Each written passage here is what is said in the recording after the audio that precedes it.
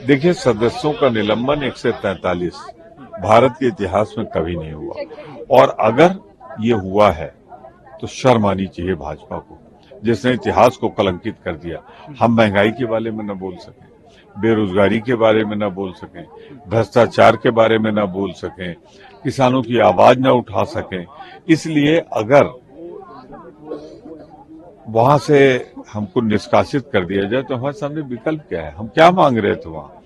कि इतिहास की एक ऐसी घटना हुई है जो कभी नहीं हुई थी। 4 लोग आते हैं, 2 बाहर प्रदर्शन करते हैं, 2 अंदर जाते हैं। सदन की गैलरी से, दर्शक दीर्घा से वो पहुंच जाते हैं हाउस के अंदर, वहां स्मोक बम चलाते हैं। तो मान लो वो कोई जहरीली धुआं छोड़ते तो क्या होता? तो सदन की सुरक्षा की अभूतपूर्व शर्मनाक घटना हुई तो क्या गृह मंत्री जवाब भी नहीं देंगे और विपक्ष को आवाज भी नहीं उठाने देंगे? तो इन सारी बातों को ध्यान में रखते हुए हमने वहां भरसक प्रयत्न किया, तो वहां से हमें निकाल दिया गया।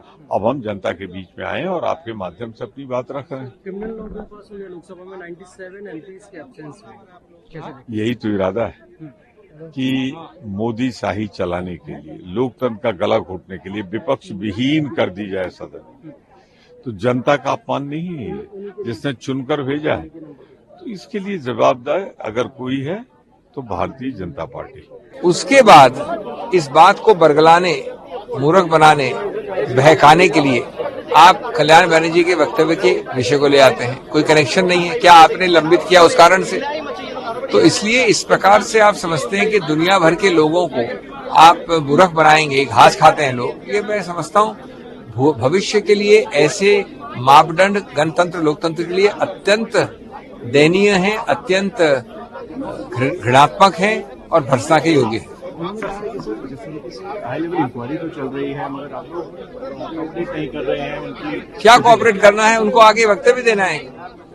क्या कोऑपरेट करना है? हम उसकी इंक्वायरी जांच का परिणाम थोड़ी मांग रहे हैं।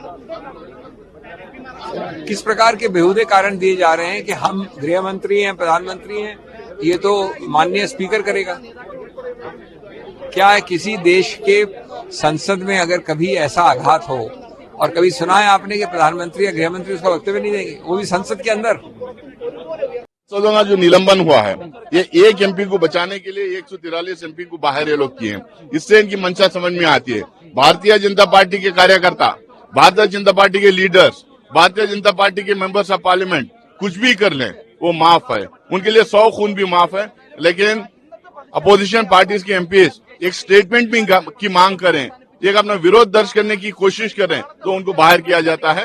यही नरेंद्र मोदी जी के भारतीय जनता पार्टी के लोकतंत्र है, यही उनका तानाशाही रवैया है।